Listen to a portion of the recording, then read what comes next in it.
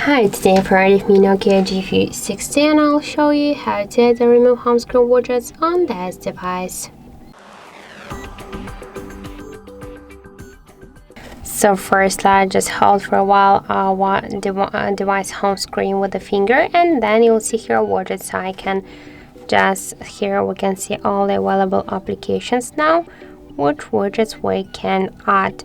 For example, we can see that the LinkedIn app has only one widget, the Google Maps, the 5 of different types of the widgets.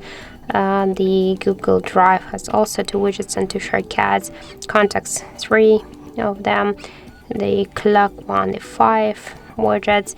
And for example, let's use the calendar. We can add the shadow or the month's view. Just to add the widget, we should hold it, and after that just drag it here to the home screen.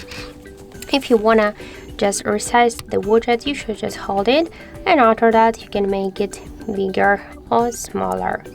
If you want to move it here on the screen or between the screens, or just to create the new screens for the widget, you should hold, and after that just drag it by this way.